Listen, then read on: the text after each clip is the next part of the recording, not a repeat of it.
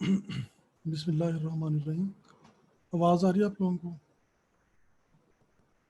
आवाज़ आ रही है?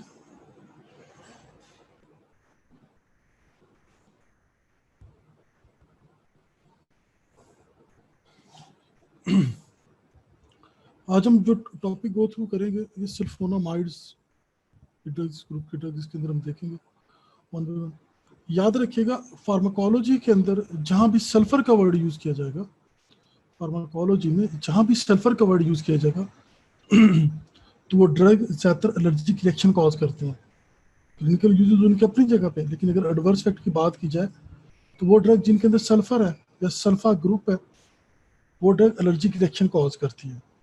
वो ड्रग जिनके अंदर सल्फर ग्रुप है या सल्फर है वो एलर्जिक रिएक्शन कॉज करती है। ये ड्रग सल्फोनामाइड ग्रुप की ड्रग जो है ये अकेले बहुत कम दी जाती है, ज़्यादातर कम्बिनेशन में यूज़ होती हैं। चीप है, इनकी प्राइस काफ़ी कम है और ज़्यादातर ये डेवलपिंग वर्ल्ड्स के अंदर यूज़ की जाती है, डेवलप कंट्रीज के अंदर ये यूज़ नहीं की जाती। दोबारा रिपीट करता हूँ, जहाँ भी सल्फा का वर्ड यूज़ होगा या सल्फर का वर्ड यूज़ होगा तो आपने एलर्जिक रिएक्शन जेल में रखना, एडवर्स इफेक्ट में एलर्जिक रिएक्शन को नहीं भूलना। ये ड्रग जो है क्या नाम कहते हैं, चीप है, डेवलपिंग कंट्रीज के अंदर ज़्यादातर लोगों को दी जाती है। उसके लिए अकेले नहीं दी जाती, ज़्यादातर कम्बिनेशन में दी जाती हैं। तो देखते क्या बुक के अंदर लिखा, the sulphur drugs are seldom prescribed alone except in developing countries where they are still employed because of their low cost and efficacy.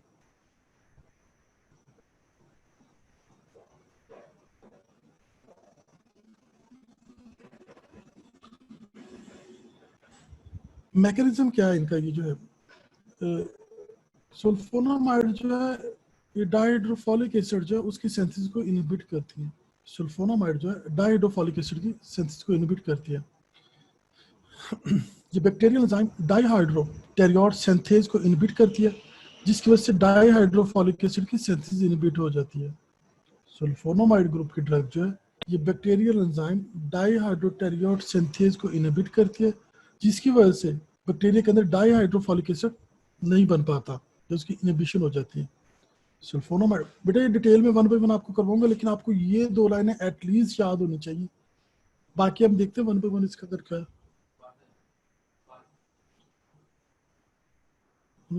12 बजे इसके अंदर जो है क्या नाम होते, ये ड्रग जो बैक्टीरियल एंजाइम डाइहाइड्रोटेरियोड सिंथेज को इनहिबिट करती है, जिसकी वजह से बैक्टीरियल डाइहाइड्रोफोलिक एसिड की सिंथेसिस इनहिबिट हो जाती है। ये फिगर देख लें, डाइहाइड्रोटेरियोड सिंथेज को जब ये ड्रग्स डाइहाइड्रोटेरियोड सिंथेज के साथ कंपीट करती हैं, जो उसकी इनहिबिशन का करती है, तो डाइहाइड्रोफोलिक एसिड नहीं बन पाएगा, फिर आगे सारे स्टेप्स नहीं बन पाएंगे। ये ड्रग जो है सल्फोनामाइड की बात करते हैं, ये बैक्टीरियल एंजाइम डाइहाइड्रोटेरियोड सिंथेज को इनहिबिट करती है, जिसकी वजह से बैक्टीरिया के अंदर डाइहाइड्रोफोलिक एसिड नहीं बन पाता। याद रखिएगा ह्यूमन बीइंग जो है वो फॉलिक एसिड अपनी बॉडी में प्रिपेयर नहीं कर पाते, उन्हें बाहर से ये फूड के थ्रू लेना पड़ता है या सप्लीमेंट्स के थ्रू लेना पड़ता है, लेकिन बैक्टीरिया जो है फॉलिक एसिड को खुद प्रिपेयर करता है। सल्फोनामाइड ग्रुप की ड्रग जो है ये बैक्टीरियल एंजाइम डाइहाइड्रोटेरियोड सिंथेज को इनहिबिट करते हैं, जिसकी वजह से बैक्टीरिया के अंदर डाइहाइड्रोफोलिक एसिड की सिंथेसिस इनहिबिट हो जाती है।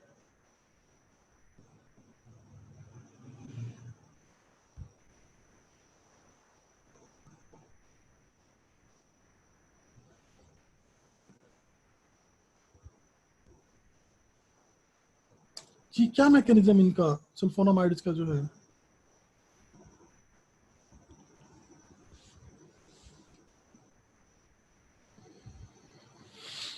जी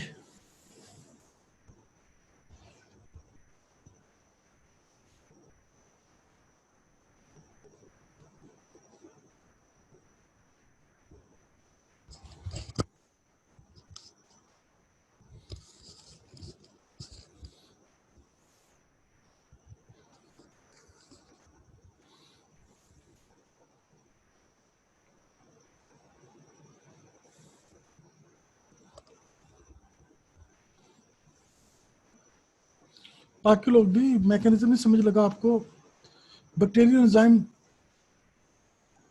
डाईहाइड्रोटेरियोड सिंथेज को इनहिबिट करती हैं, जिसकी वजह से बैक्टीरिया के अंदर डाइहाइड्रोफॉलिक एसिड नहीं बन पाता है, उसकी इनहिबिशन हो जाती है। बाकी लोग सो रहे हैं, जुमे का दिन है, अल्लाह का खौफ करें। नींद आ रही है? बेटे ध्यान से थोड़ी देर सुनना, सारी चीजें प्रिपेयर हो जाएंगी। चलो जुम्मा मुबारक तो हो गया, पढ़ भी लें, पैसे भी हलाल कर लें जो वालदैन ने BDS में दाखिला दिलवाया जी। चलें जी।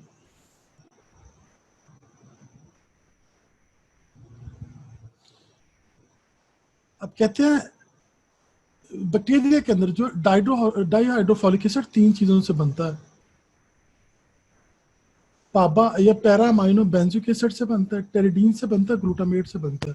बैक्टीरिया के अंदर डाईहाइड्रोफॉलिक एसिड 3 चीजों से बनता है। पाबा से बनता है, पैरा अमाइनो बेंजोइक एसिड से बनता है, टेरिडीन से बनता है, ग्लूटामेट से बनता है। बैक्टीरिया के अंदर डाईहाइड्रोफॉलिक एसिड 3 चीजों से बनता है। पाबा से बनता है, टेरिडीन से बनता है, या और ग्लूटामेट से बनता है। बैक्टीरिया के अंदर जो है डाइहाइड्रोफॉलिक एसिड 3 चीजों से बनता है। पाबा से बनता है, टेरिडीन से बनता है, ग्लूटामेट से बनता है। अब साइंटिस्ट ने क्या किया, उन्होंने सल्फोनामाइड की जो स्ट्रक्चर जो है वो पाबा से मिलती जुलती बना दी। साइंटिस्ट ने क्या काम किया कि सल्फोनामाइड की जो स्ट्रक्चर है पाबा से मिलती जुलती बना दी, ताकि जब ये पाबा से मिलती जुलती होंगी तो ये जाके बैक्टीरियल एंजाइम डाइहाइड्रोटेरियोड सिंथेज को इनहिबिट करेंगे, जिससे डाइहाइड्रोफॉलिक एसिड की इनहिबिशन हो जाए। दोबारा रिपीट करता हूँ, बैक्टीरिया के अंदर डाइहाइड्रोफॉलिक एसिड जो 3 चीजों से सिंथेसाइज होता है। पाबा से होता है, टेरिडीन से होता है, ग्लूटामेट से होता है। कहता all the sulfonamides currently in the clinical use are synthetic analog of पाबा। कहते हैं ये जितने सल्फोनामाइड्स हैं इनकी स्ट्रक्चर जो पाबा से मिलती है, इसी वजह से ये जो जाके जो है बैक्टीरियल एंजाइम डाइहाइड्रोटेरियोड सिंथेज जो है उसके साथ कम्पीट करते हैं या उसके इनहिबिशन काज करते हैं, जिसकी वजह से डाइहाइड्रोफॉलिक एसिड नहीं बन पाता, जिसकी वजह से डाइहाइड्रोफॉलिक एसिड नहीं बन पाता।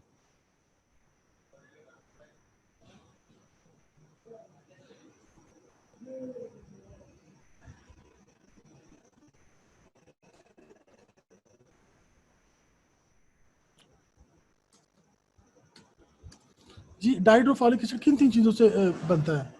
डाइहाइड्रोफॉलिक एसिड जो है किन 3 चीजों से मिलके बनता है? बेटा पापा सारी चीजें बतानी, पापा टेरिडीन है, ग्लूटामेट है। एक्सीलेंट।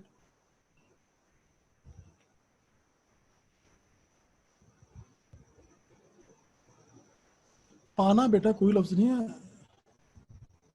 पाबा लफ्ज है। पैरा माइनो बेंजिक एसिड जो है, अब ये जो पाबा जो है इसकी सल्फोनामाइड जो है इनकी स्ट्रक्चरल सिमिलैरिटी किस चीज से है?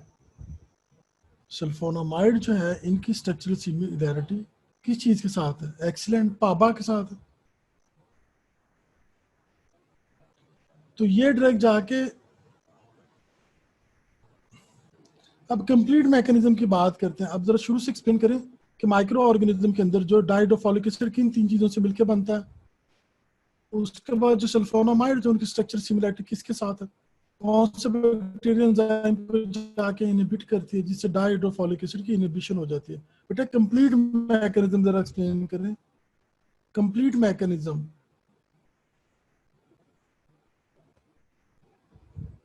बहुत सारे माइक्रो ऑर्गेनिज्म या बैक्टीरिया के अंदर डाइहाइड्रोफॉलिक एसिड 3 चीजों से मिलकर बनता है। मैं दोबारा रिपीट करता हूँ पूरा मैकेनिज्म। पाबा से, टेरिडीन से और ग्लूटामेट से। सल्फोनामाइड जो है उनकी स्ट्रक्चरल सिमिलैरिटी जो है पाबा के साथ है। इसी वजह से ये ड्रग जो है बैक्टीरियल एंजाइम डाइहाइड्रोटेरियोड सिंथेज को इनहिबिट करती है, जिसकी वजह से डाइहाइड्रोफॉलिक एसिड की सिंथेसिस नहीं हो पाती है, इनहिबिशन हो जाती है। याद रखिएगा सल्फोनामाइड ग्रुप की ड्रग जो है ये बैक्टीरियोस्टैटिक है। सल्फोनामाइड ग्रुप की जो ड्रग्स हैं ये बैक्टीरियोस्टैटिक है। अब कंप्लीट मैकेनिज्म जरा एक्सप्लेन करें।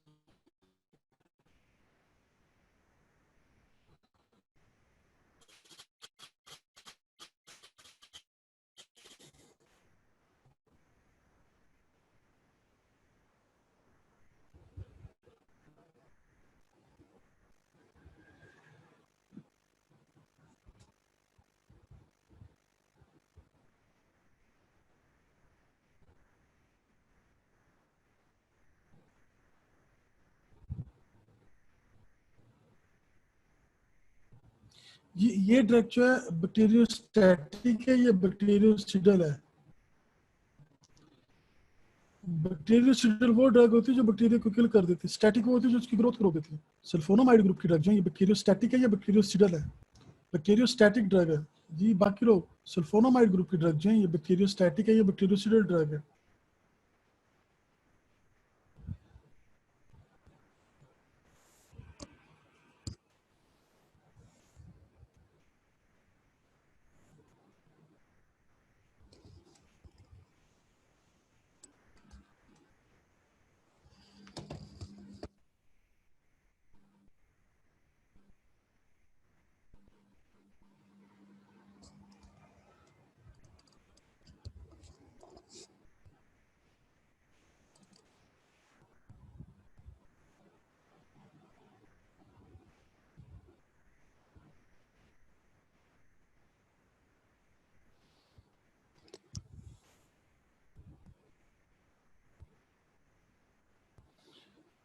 अब हम इसकी रेजिस्टेंस की बात करते हैं कि सल्फोनामाइड के अंदर रेजिस्टेंस कैसे डेवलप हो रही है। बेटा मैकेनिज्म का एक रफ सा आइडिया होगा।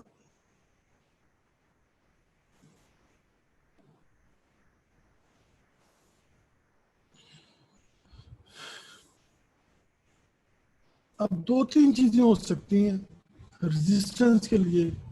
या तो वो एंजाइम जिसकी हम बार बार बात करें, डाइहाइड्रोटेरियोड सिंथेज, उसके अंदर अल्टरेशन कर दी जाए या उसकी म्यूटेशन कर दी, पहली बात।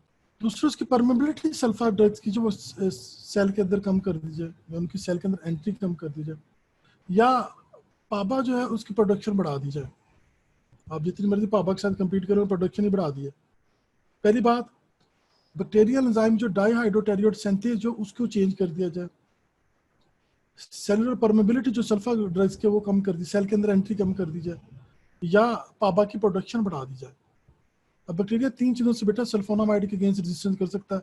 या तो वो एंजाइम डाइहाइड्रोटेरियोड सिंथेज जो है, डाइहाइड्रोटेरियोड सिंथेज उसको अल्टर कर दिया, उसकी म्यूटेशन कर दे, या सेलुलर परमेबिलिटी, या आसान लफ्जों में कह सकते हैं कि सल्फा ग्रुप की एंट्री कम कर दी जाए, या पाबा की प्रोडक्शन बढ़ा दी जाए।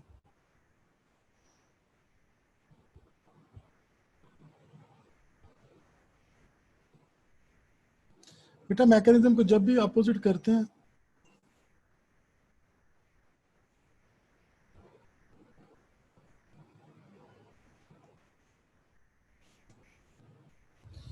जी रेजिस्टेंस तीन स्टेप बोले, कौन कौन से हैं रेजिस्टेंस के? रेजिस्टेंस के तीन स्टेप्स कौन कौन से हैं? डाइहाइड्रोटेरियोड सिंथेज की अल्टरेशन हो जाएगी, सल्फा की परमेबिलिटी कम हो जाएगी, और पाबा की प्रोडक्शन बढ़ जाएगी। बेटा बाकी लोग भी पार्टिसिपेट करें, लेक्चर जैसे चलता जाएगा, आपको फिर पता भी नहीं चलेगा। जी कौन कौन से तीन स्टेप्स हैं? बेटा तीनों चीजें लिखते हैं, आप एक एक वर्ड लिख रहे हैं बीच में, उसमें फायदा नहीं। डाइहाइड्रोटेरियोड सिंथेज जो है उसकी अल्टरेशन हो जाएगी, सल्फा की परमिबिलिटी कम हो जाएगी, पाबा की प्रोडक्शन बढ़ जाएगी।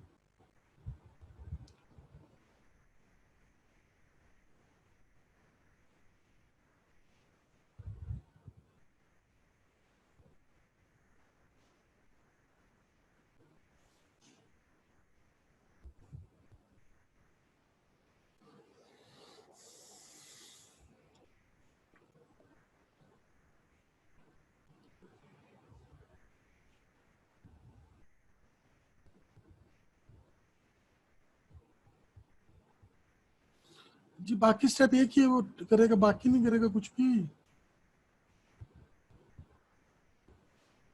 सो रहे हैं सब लोग, पता नहीं चल रहा क्या बात है।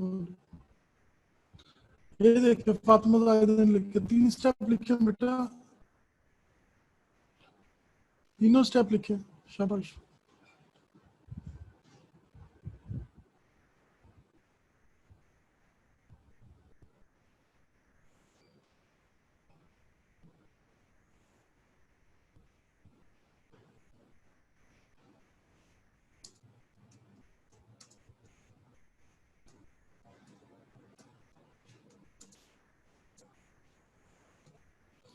बेटा मैकेनिज्म और रेजिस्टेंस दोनों को काइंडली एक्सप्लेन करें दोबारा, जो है मैकेनिज्म और रेजिस्टेंस दोनों को एक्सप्लेन करें ताकि हम आगे चलें। मैकेनिज्म क्या, डाईहाइड्रोटेरियोट सिंथेज को इनहिबिट करती है, डाईहाइड्रोफॉलिक एसिड नहीं बन पाता। रेजिस्टेंस क्या, डाईहाइड्रोटेरियोट के अंदर अल्ट्रेशन हो जाएगी, सल्फा की परमिबिलिटी कम हो जाएगी, पाबा की प्रोडक्शन जो है वो बढ़ जाएगी। जी, मैकेनिज्म और रेजिस्टेंस दोनों।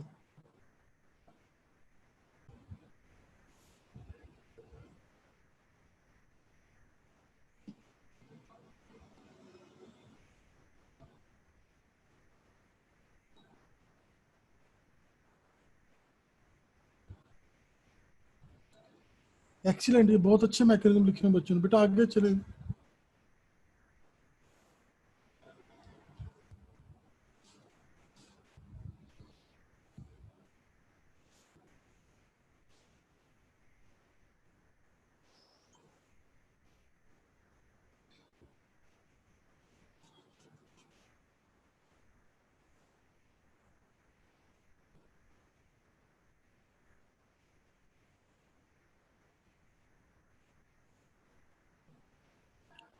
जी, यहाँ तक समझ लग गया आप लोगों को, ताकि मैं आगे इनकी क्लिनिकल इंडिकेशन, क्लिनिकल यूजेस की हम बात करें।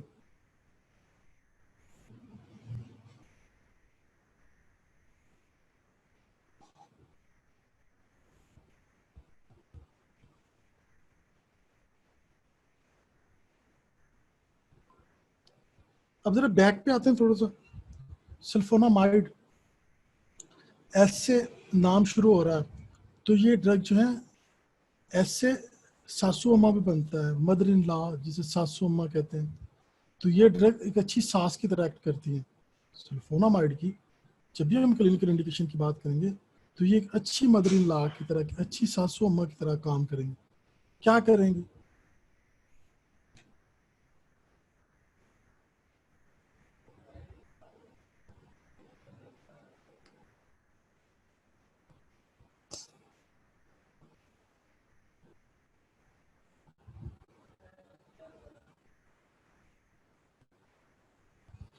ये ड्रग जो है एक अच्छी मदर इन लॉ की तरह एक्ट करती है। एक अच्छी मदर इन लॉ क्या कर सकती है, आंखों की ठंडक बन सकती है। तो ये ड्रग जो है आइज की इन्फेक्शन के अंदर काम करती है, ऑकुलर इन्फेक्शन के अंदर इनको दिया जाता है, ताकि आंखों के अंदर जो इन्फेक्शन है ठंडक का बायस बने। अच्छी सासू माँ क्या करती है, अगर उसकी बहू जल जाए तो जले पे मरहम लगाती है। तो ये ड्रग जो बर्न के अंदर यूज की जाती है, अगर किसी वजह से वो बर्न का इशू बन जाए तो ये वहाँ पे लगाते हैं, तो बर्न की ट्रीटमेंट के लिए यूज की जाती है। और अच्छी सांस क्या करती है, अगर पेट खराब हो जाए, अल्सरेटिव कोलाइटिस जो है, तो बहू को अच्छा खाना देगी ना, उसका पेट ठीक चलता रहेगा। अगर बहू बहुत ज्यादा कंफ्यूज हो गई है, जैसे शिवरिंग हो जा रही है कंफ्यूजन में, कांपी जा रही है, मलेरिया हो गया, तो ये ड्रग वहाँ भी ट्रीटमेंट में दे सकते हैं। आंखों की ठंडक का बायस बनेगी, मीन्स के ऑकुलर इन्फेक्शन में दे सकते हैं। बर्न्स के अंदर जो है, अगर किसी वजह से कुछ जल गया है तो वहाँ पे एज अ मरहम के तौर पर लगा सकते हैं। उसके अलावा ये ड्रग जो है अल्सरेटिव कोलाइटिस जो है, अगर पेट में कोई इन्फेक्शन हो गया, अल्सर्स बन गया, तो अल्सरेटिव कोलाइटिस में सांस उसको अच्छी दवाई के तौर पे काम कर सकती है। अगर उसे बहुत ज़्यादा शिवरिंग स्टार्ट हो गया, मलेरिया हो गया, तो ये ड्रग वहाँ भी काम करेगी।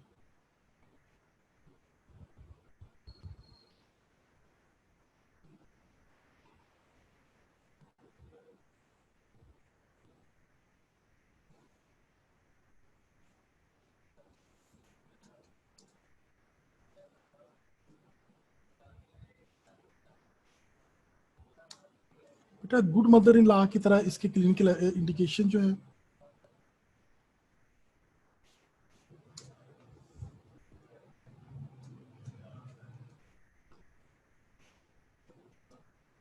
जी,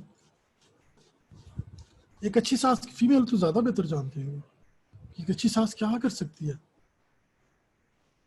बेटा ऑकुलर इन्फेक्शन जो उसके अंदर दे सकते हैं, बर्न्स में दे सकते हैं, अल्सरेटिव कोलाइटिस में दे सकते हैं, अल्सरेटिव कोलाइटिस के अंदर दे सकते हैं, और मलेरिया के अंदर दे सकते हैं। Ocular infection, Burns, ulcerative colitis, अच्छी है ना सांस। कितनी आंखों में ठंडक का बायस मर रही है कि जल जाएगी खाना बना तो बहू, तो उसके ऊपर जो है वो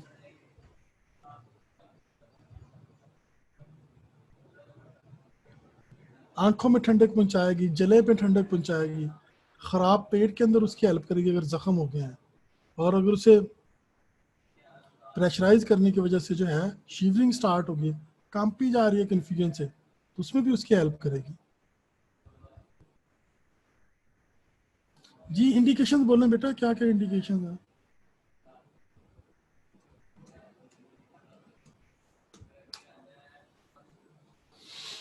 कहाँ कहाँ इसको यूज कर सकते हैं? क्लिनिकल यूजेज या इंडिकेशन बोले। बाकी लोग बेटा पार्टिसिपेट करें। दो बच्चों ने किया, बाकी सारे सो रहे हैं। बेटा शिवरिंग नहीं है, मलेरिया वहां पे, मलेरिया के अंदर शिवरिंग होती है। अपने मलेरिया याद रखना, मलेरिया के अंदर शिवरिंग होती है। बर्न्स, मलेरिया, एक्सीडेंट, ये जहरा की बच्ची है कमरान, इसने अच्छा लिखा हुआ। ये चार पांच बातें हैं इसकी। ऑकुलर इन्फेक्शन है, बर्न्स है, मलेरिया है।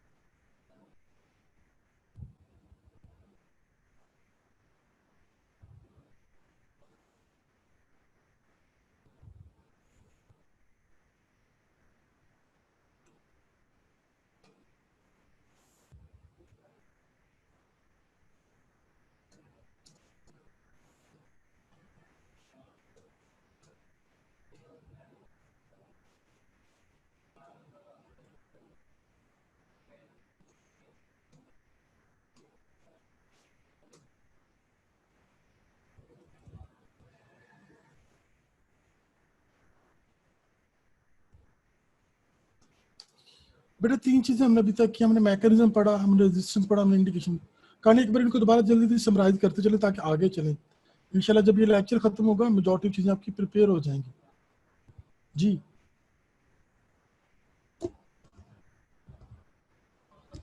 मैकेनिज्म समराइज करके, बिल्कुल रेजिस्टेंस समराइज करके, इंडिकेशन समराइज करके दो दो लाइनें लिख लें। क्या मैकेनिज्म है इनका, रेजिस्टेंस क्या है और इंडिकेशन क्या है?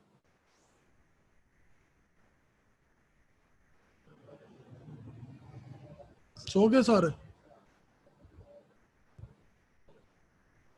मैकेनिज्म, रेजिस्टेंस, इंडिकेशन, तीनों चीजें बेटा वन बाय वन जरा। बेटा कंप्लीट लिखना है, मैकेनिज्म लिखना, साथ ही रेजिस्टेंस लिखनी है, साथ ही इंडिकेशन लिखनी है। मैकेनिज्म बिल्कुल आसान है, डायहैड्रोटेरियोट सिंथेज को इनहिबिट करते हैं, डायहैड्रोफॉलिक एसिड की इनहिबिशन हो जाती है। डायहैड्रोटेरियोट के अंदर अल्ट्रेशन हो जाती है, पापा की प्रोडक्शन बढ़ जाती है, परमेबिलिटी सल्फा की कम हो जाती है। इंडिकेशन के अंदर ऑकुलर इन्फेक्शन में दे सकते हैं, बर्न्स के अंदर दे सकते हैं, अल्सरेटिव कोलाइटिस में दे सकते हैं, और मलेरिया के अंदर दे सकते हैं।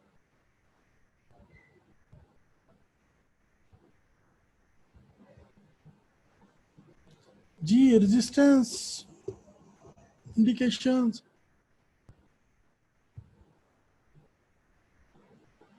एक्सीलेंट, ये रजिस्टर बड़ी अच्छी करके लिखी है। क्या नाम है बच्चे का? क्या बात है जी, अच्छा लिखा बेटा। जी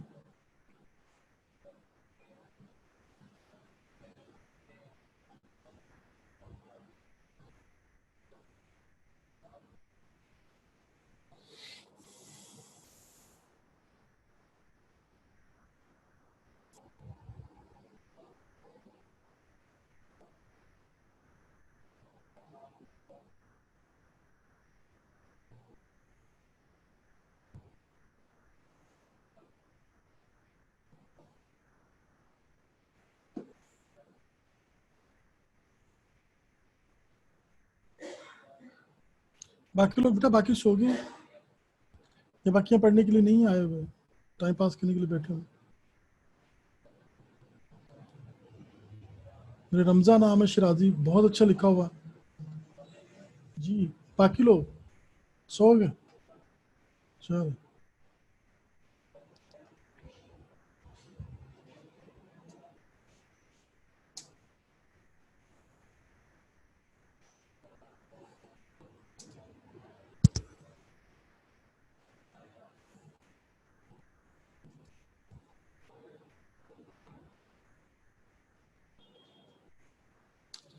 बेटा यहाँ तक जो पढ़ाया वो आपको समझ लगा?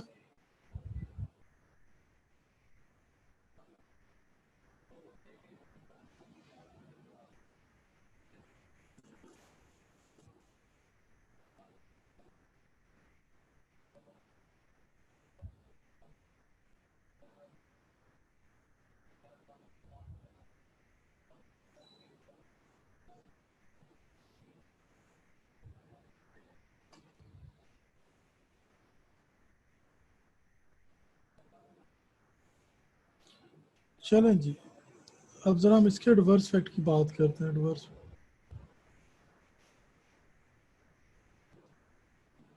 मैं क्लासिफिकेशन इसके एंड पे करवाऊंगा। सब नामों के साथ ऐसा आता है बेटा। टॉक्सिसिटी के अंदर आपने फार्मूला याद रखना, ABC of rash. ABC of rash मैंने बताया था ना, रैश कॉज करती है, एलर्जिक रिएक्शन कॉज करती है। ABC of rash, A B C, A से ए प्लास्टिक एनीमिया काज करती है, बी से बिलोरुबिन डिस्प्लेसमेंट काज करती है, कर्नेक्टेरिस फॉर्मेशन होती है। आपको बताते हैं सारी चीजें क्या टर्म्स किनकी क्या मीनिंग है। सी से क्रिस्टल यूरिया काज करती है, ए प्लास्टिक एनीमिया, ए से बी से बिलोरुबिन डिस्प्लेसमेंट कर्नेक्टेरिस फॉर्मेशन काज करती है, सी से क्रिस्टल यूरिया काज करती है। ए से ए प्लास्टिक एनीमिया, बी से बिलोरुबिन डिस्प्लेसमेंट, सी से क्रिस्टल यूरिया।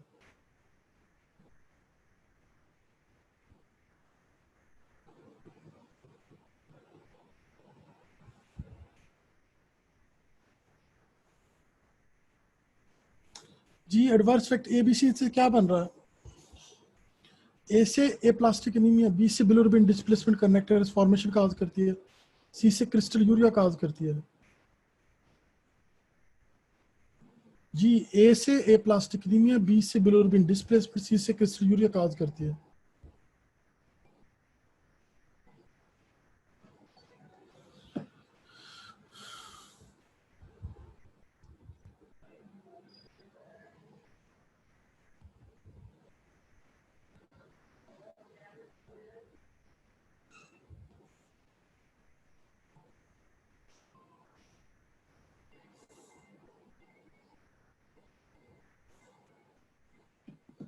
जी बाकी लोग, aplastic anaemia, bilirubin displacement, crystal urea.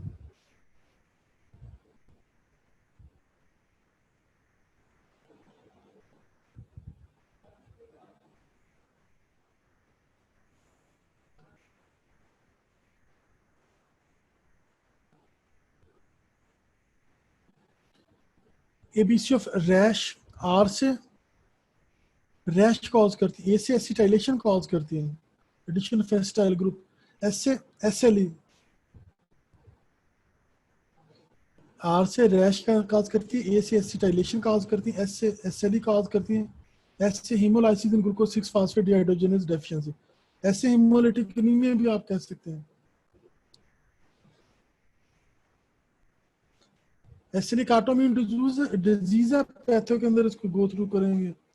Are से रैश काज करती है, मेजर साइड इफेक्ट, ए से एसिटाइलेशन काज करती है, एस से एसएलई काज करती है, ऐसे haemolytic anaemia, haemolysis in glucose 6 phosphate dehydrogenase deficiency के अंदर जो है हीमोलाइसिस काज करते हैं। दोबारा रिपीट करता हूँ, आर से रैश, ए से एसिटाइलेशन, एस से एसएलई, एस से हीमोलाइसिस काज करती है।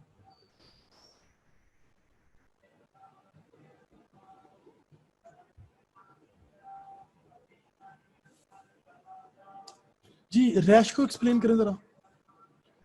Rash rash rash rash rash rash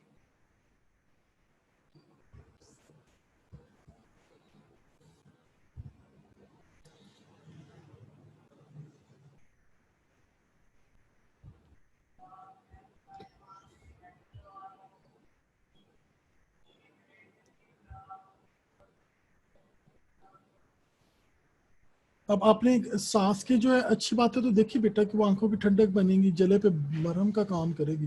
लेकिन अगर सांस पॉलिटिक्स पे उतर आए तो क्या करेगी? खून को जलाएगी, एनीमिया काज करेगी, हीमोलाइसिस काज करेगी, खून जला दिया। तो कहते हैं ना, इस लेवल पे उनकी खलिश पहुंच गई, खून जला दिया। और क्या करेगी? रैश, रैश बन जाएंगे, मारेगी इतना कि रैश बना देगी। बुरी सांस क्या काम करेगी, एडवर्स इफेक्ट उसके क्या हो जाएगी, खून को जलाएगी। ओहो, खून को जलाएगी बुरी सांस जो है, रैश बना देगी जिस्म के ऊपर जो है, रैश।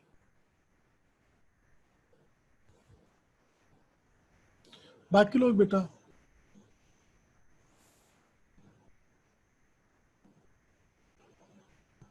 बेटा सांस से ज्यादा वास्ता पड़ता है लोगों का, उसी के साथ रहना तो पुप्पो के साथ काम रहना होता है। अच्छी भी होते हैं, बुरे भी होते हैं। सास की बात कर रहे हो, चाहे वो फुफ्फो है, चाहे खाला है, चाहे चाची है, चाहे ताई है, कुछ भी है। ऐसे लिए बेटा ऑटो इम्यून डिजीज है, सिस्टेमिक ल्यूपस एरिथेमेटिस इसको कहते हैं, एसएलई। आपको इतना पता होना चाहिए कि ऑटो इम्यून डिजीज है। बॉडी अपनी चीजों के अगेंस्ट एंटीबॉडीज बनाना शुरू कर देती है, पेशेंट मल्टीपल डिजीजेज में इन्वॉल्व हो जाती है। Autoimmune disease, SLE is an autoimmune disease.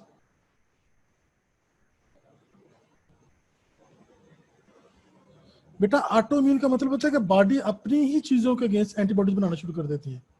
Body ऐसी चीजें बनाएंगी जो अपनी चीजों को तबाह कर देंगी। बेटा स्टीरॉयड के अलावा और भी मल्टीपल चीजें लेते हैं, लेकिन एटलीस्ट पेशेंट डेथ में जाता है, ज्यादा अरसे तक SLE के पेशेंट सर्वाइव नहीं करते। आपको सिर्फ नामों का पता होना चाहिए, आपसे SLE कोई नहीं पूछने लगा, एडवर्स फैक्ट पे नाम आना चाहिए।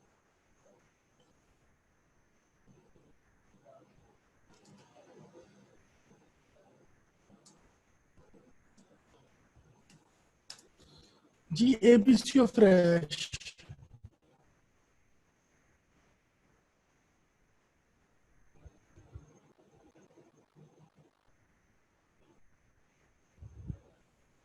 चलो बेटा बाद में डिस्कस कर लेते हैं SLE का। आप ये जरा एडवर्स फैक्ट पे आए। ABC of rash, ABC of rash,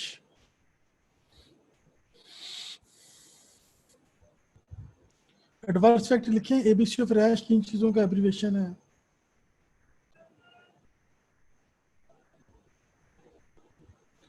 ABC of rash, ABC of rash, ABC of rash.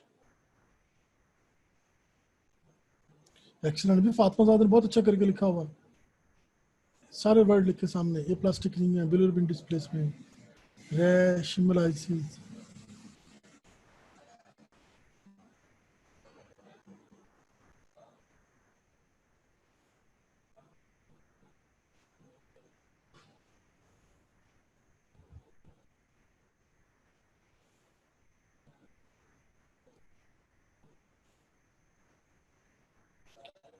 बाकी लोग मेल सारे सो गए, सारे सो रहे हैं, लेक्चर चले जा रहा, आवाम सारी नींद पूरी कर रही है। बाकी लोग बेटा,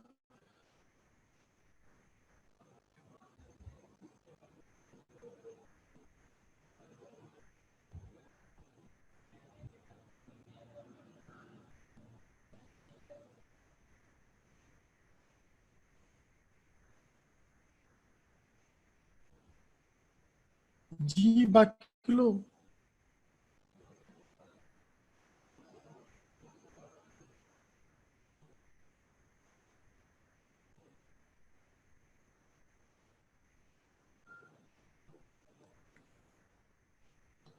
बेटा इसको हम समराइज करते हैं जो चीजें अभी तक की हैं।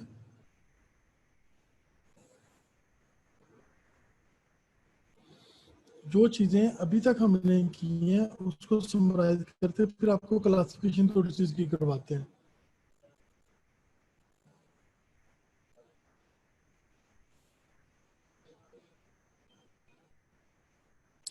क्विकली समराइज करना।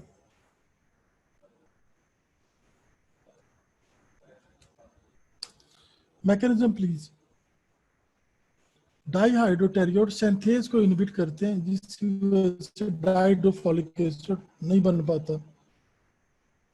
बेटा ये स्टेप बाय स्टेप चारों चीजें करें, फिर हम आगे चले जाएं। इसकी काफी चीजें पड़ी हुई हैं, बीच में रह जाएंगी। 25 मिनट पीछे पका, जल्दी से मैकेनिज्म बोले जी।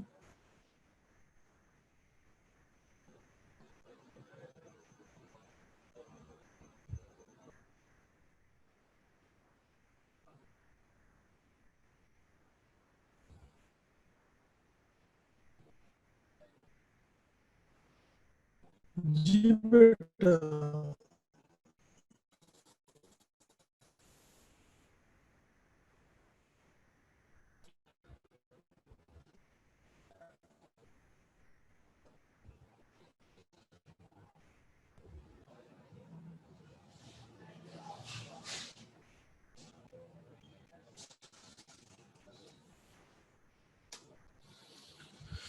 रेजिस्टेंस,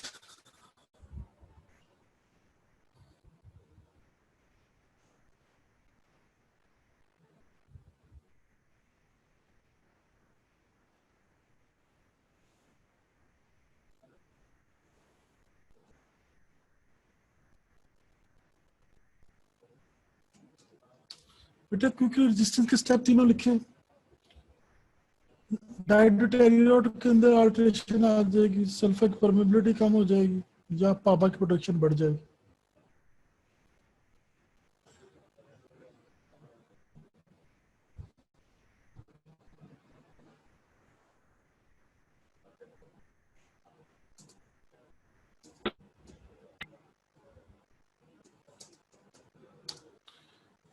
जी इंडिकेशन और क्लिनिकल यूजेस का बताएं, कहाँ कहाँ पे यूज कर सकते हैं इंडिकेशन या क्लिनिकल यूजेस के, क्या क्या हो सकते हैं?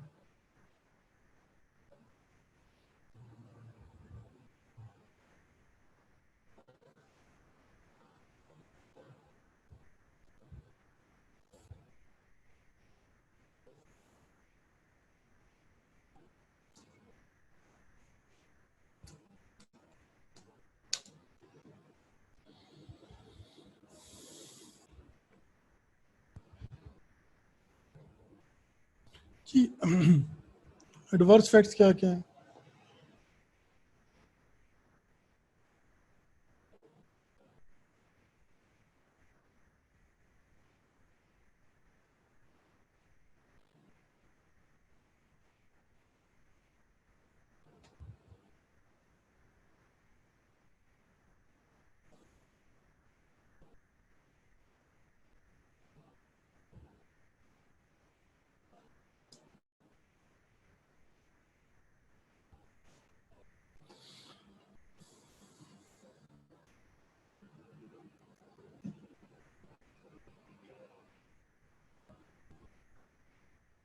कि अब अभी तक जो चीजें पढ़ाई को समझ लगा आपको?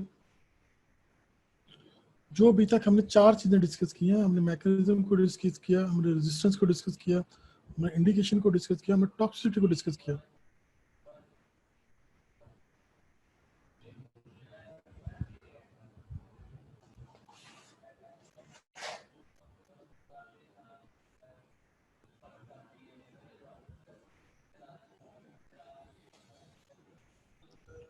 बेटा अब हम इसकी क्लासिफिकेशन देखते हैं, क्लासिफिकेशन क्या है।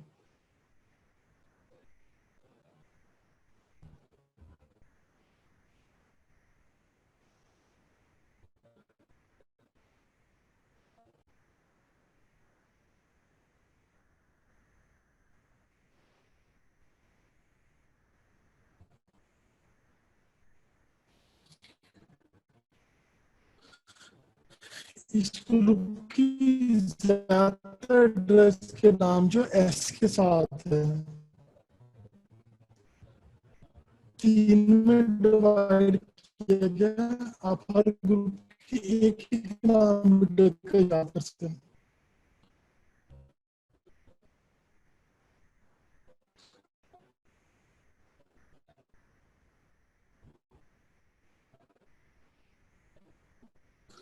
यहाँ पे कहते हैं इसको तीन के अंदर डिवाइड किया, शॉर्ट एक्टिंग है, इंटरमीडिएट एक्टिंग है, लॉन्ग एक्टिंग। सबसे पहले short acting sulfazole, sulfamethazole, sulfacytine. Intermediate acting के अंदर sulfamethazole, sulfadiazine. Long acting के अंदर सल्फा डॉक्सीन। रिपीट करता हूँ, तीन में डिवाइड किया, short acting, intermediate acting, long acting.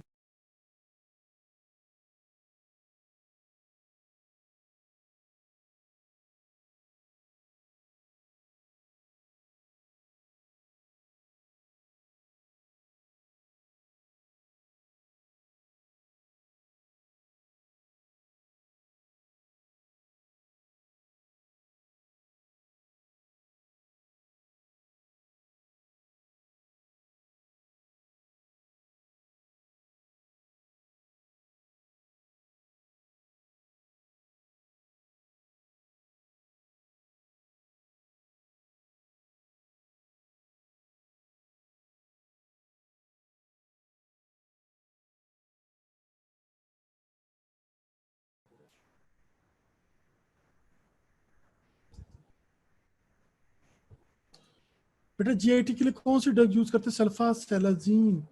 या अल्सरेटिव कोलाइटिस के अंदर कौन सी ड्रग यूज करते हैं? सल्फासेलाजीन।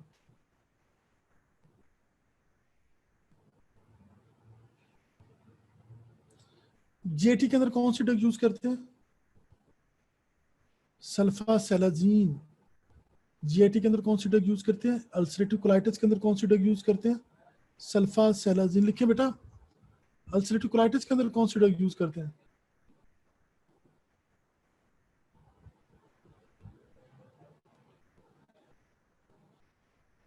फिर लिखा है टॉपिकल यूज के लिए, यहां से मुराद बर्न्स के लिए, बर्न्स के लिए हम यूज करते हैं सिल्वर सल्फाडायाजीन। बर्न्स के लिए कौन सी ड्रग यूज करते हैं टॉपिकली? सिल्वर सल्फाडायाजीन। बर्न्स के लिए कौन सी ड्रग यूज करते हैं? सिल्वर सल्फाडायाजीन। बर्न्स के लिए कौन सी ड्रग यूज करते हैं? सिल्वर सल्फाडायाजीन। बर्न्स के लिए कौन सी ड्रग यूज करते हैं? सिल्वर सल्फाडायाजीन।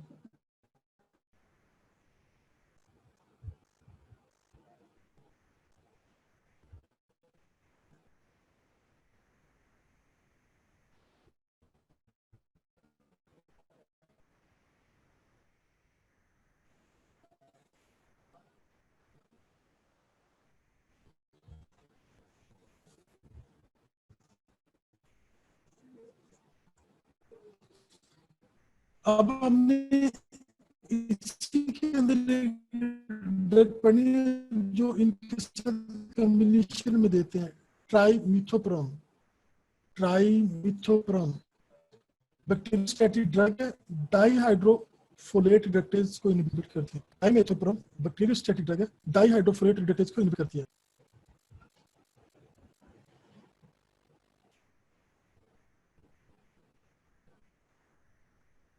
जी, ट्राइमिथोप्रोम बैक्टीरियोस्टैटिक ड्रग है, डाईहाइड्रोफोलेट रिडक्टेज को इनहिबिट करती है।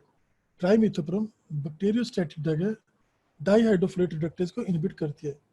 ट्राइमिथोप्रोम बैक्टीरियोस्टैटिक ड्रग है, डाईहाइड्रोफोलेट रिडक्टेज को इनहिबिट करती है। क्या मैकेनिज्म ट्राइमिथोप्रोम का? ट्राइमिथोप्रोम ट्राइमिथोप्रोम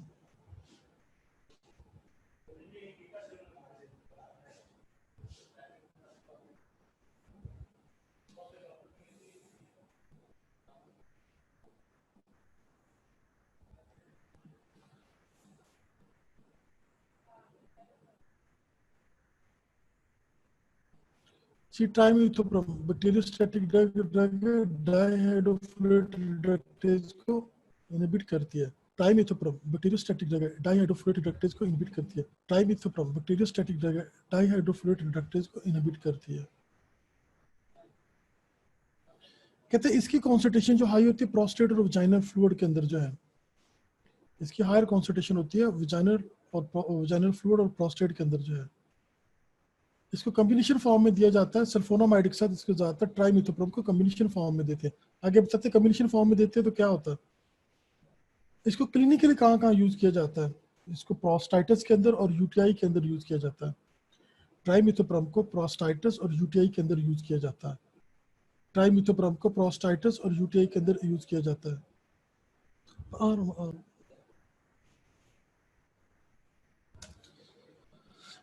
ट्राइमिथोप्रोम को प्रोस्टाइटिस और यूटीआई के अंदर यूज किया जाता है। ट्राइमिथोप्रोम को प्रोस्टाइटिस और यूटीआई के अंदर यूज किया जाता है। ट्राइमिथोप्रोम को प्रोस्टाइटिस और यूटीआई के अंदर यूज किया जाता है। बैक्टीरियोस्टैटिक ड्रग डाईहाइड्रोफोलेट रिडक्टेज को इनहिबिट करती है। हायर कॉन्सेंट्रेशन होती है वजाइनल और प्रोस्टेट के अंदर। इसको प्रोस्टाइटिस और यूटीआई के अंदर दिया जाता है।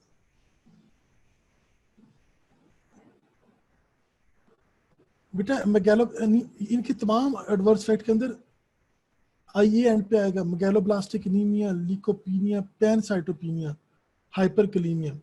एडवर्स इफेक्ट क्या है? मैगेलोब्लास्टिक anaemia, leucopenia, pancytopenia, hyperkalaemia. Megaloblastic anaemia, leucopenia, pancytopenia, हाइपरकलीमिया। Adverse effect की बात करें तो आई ए एंड पे आएगा सबके। Megaloblastic anaemia, leucopenia, pancytopenia, hyperkalaemia. Megaloblastic anaemia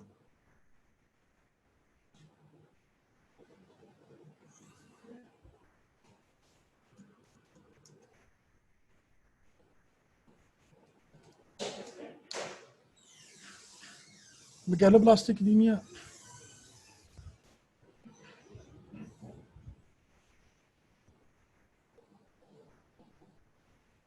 जी megaloblastic anaemia, leucopenia, pancytopenia, hyperkalaemia, megaloblastic anaemia, leucopenia, pancytopenia, hyperkalaemia.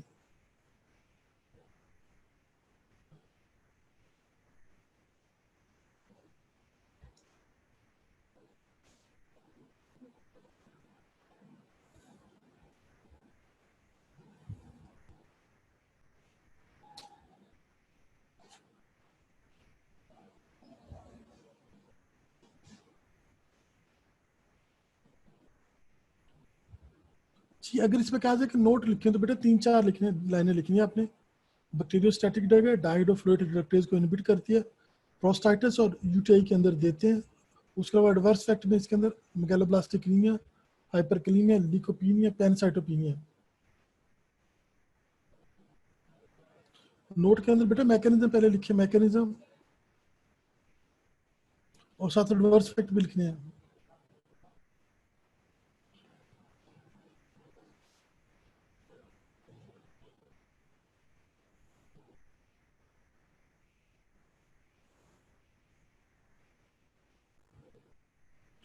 Co-trimoxazole, co-trimoxazole बेटा इसके अंदर सल्फ मेथाक्सोल और ट्राइमिथोप्रोम को कॉम्बिनेशन में दिया जाता है 5:1 रेशियो के अंदर जो है। कोट्राइमोक्साजोल के अंदर सल्फा मेथाक्सोल, मेथऑक्साजोल और ट्राइमिथोप्रोम को कॉम्बिनेशन में दिया जाता है कोट्राइमोक्साजोल के अंदर। इसको सेप्ट्रान के नाम से मार्केट में आते हैं। कोट्राइमोक्साजोल जो मार्केट के अंदर सेप्ट्रान के नाम से आते हैं। इसके अंदर सल्फा मेथोजोल और ट्राइमेथोप्रोम को कॉम्बिनेशन फॉर्म में दिया जाता है। जब ये कंबाइन फॉर्म में आती है तो ये ड्रग बैक्टीरियोसिडल बन जाती है।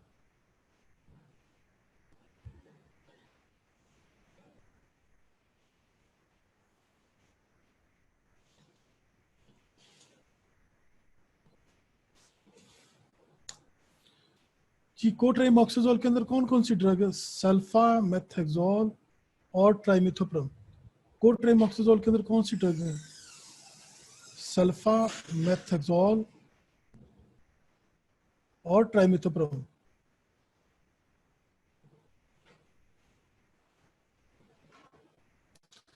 बेटा रेशियो याद करने की जरूरत नहीं, आप सिर्फ नाम याद कर लें। ये दोनों ड्रग जब कंबाइन होती है तो बैक्टीरियोस्टैटिक है या बैक्टीरियोसिडल है? ये दोनों ड्रग जब कॉम्बिनेशन फॉर्म में आती है तो बैक्टीरियोस्टैटिक है या बैक्टीरियोसिडल है?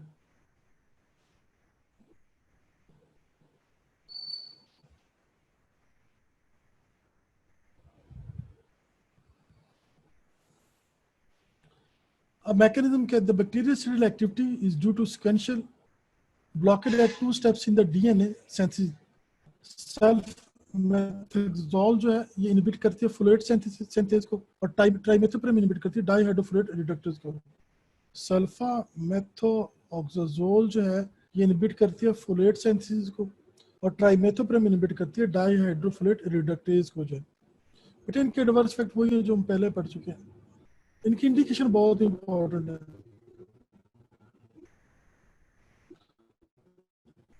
इंडिकेशन सेप्ट्रान याद रखना आपने, इंडिकेशन के अंदर बेटा सेप्ट्रान याद रखना, उसी से सारी इनकी क्या नाम तो बनती है। सेप्ट्रान का पहला वर्ड एस से एसटीडी शंकराइड के अंदर यूज करते हैं, लिम्फोग्रेनुलोमा वनेरम के अंदर यूज करते हैं, ई से एंट्राइटिस इकोलाई सिस्टिक क्रेनियाई नमूनिया जो उसके अंदर यूज करते हैं, टी से टाइफाइड में बेटा कभी देते थे, अब ये टाइफाइड के लिए ड्रग यूज नहीं होते लेकिन इंडिकेशन में लिखा जा सकता है। आरटीआई रेस्पिरेटरी ट्रैक्ट इन्फेक्शन में के अंदर दे सकते हैं, एक्यूट अनकॉम्प्लिकेटेड यूटीआई के अंदर दे सकते हैं, नोकॉर्डिया के अंदर दे सकते हैं। सेप्ट्रान की इंडिकेशन क्या क्या? एसटीडी के अंदर दे सकते हैं, एंट्राइटिस के अंदर दे सकते हैं, पीसीपी के अंदर दे सकते हैं, टाइफाइड के अंदर दे सकते हैं, आरटीआई के अंदर दे सकते हैं, एक्यूट अनकॉम्प्लिकेटेड यूटीआई के अंदर दे सकते हैं, नोकॉर्डिया के अंदर दे सकते हैं।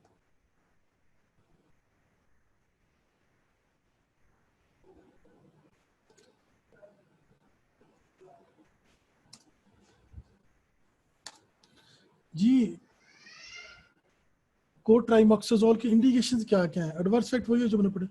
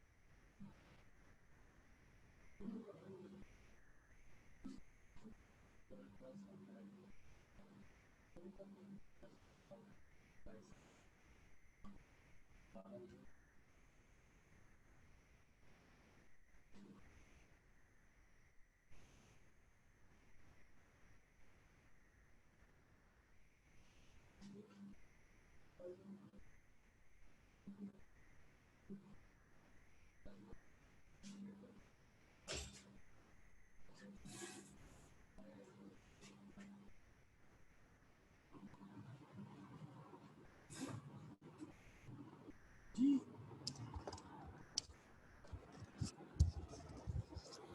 बेटा सेट्रान कहाँ कहाँ पे जो है सेट्रान की बोले, इससे क्या क्या बनता है?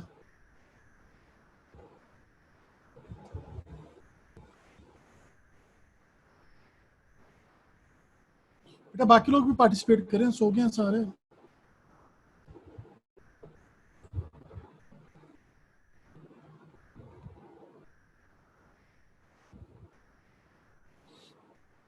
जी Septran, STD, enteritis, pneumonia, PCP, typhoid, RTI, uncomplicated UT nocardia, nocardia. जी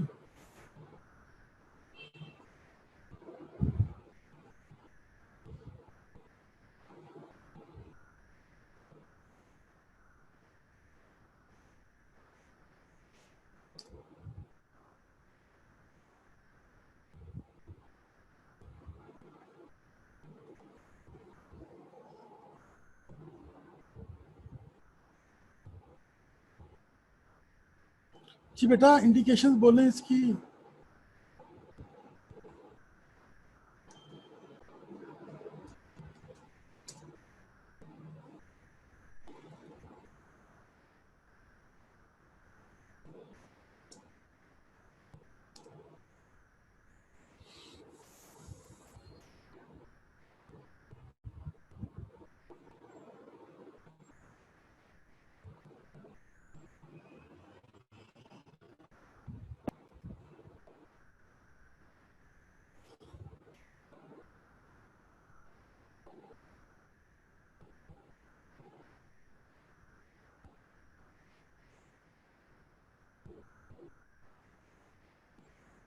बाकी लोग बेटा याद कर लें, इसकी कोट्राइमोक्सोजोल जो है, इसको सेप्ट्रान के नाम से मार्केट में आते हैं, इसकी इंडिकेशन पूछी जाती है।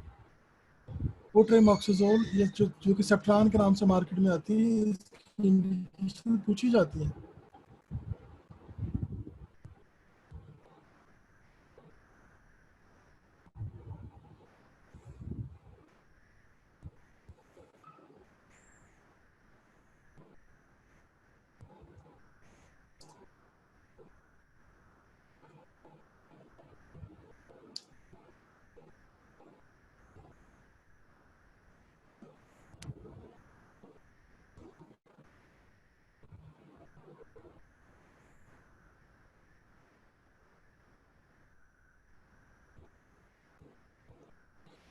जब बाकी टीचर पढ़ाते हैं ये फार्माकोलॉजी का सब्जेक्ट, आप लोग क्यों नहीं पिक कर पाते? जब बाकी डिपार्टमेंट के टीचर फार्माकोलॉजी पढ़ाते हैं तो क्या ऐसी प्रॉब्लम आती है कि आप लोग पिक नहीं कर पाते?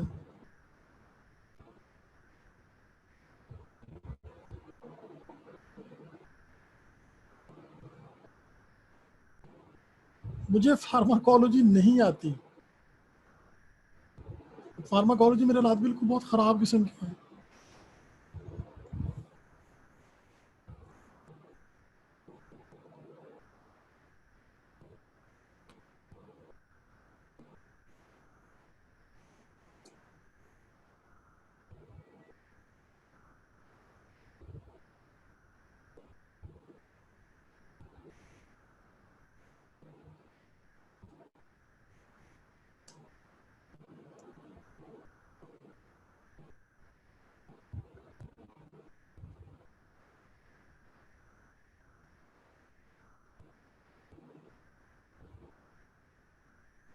चलिए जाके बेटे इसको देखिएगा जो है।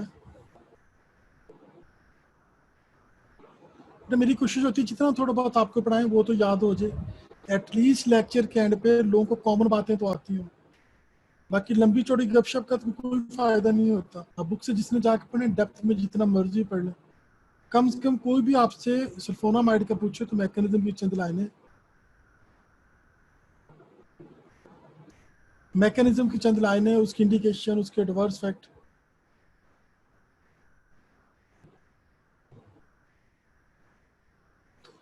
बाकी टीचर भी हमारे डिपार्टमेंट मुझसे तो बहुत सीनियर है सारे, जितनी हमारी उम्र उतना उन्हें टाइम हो गया पढ़ाते हुए।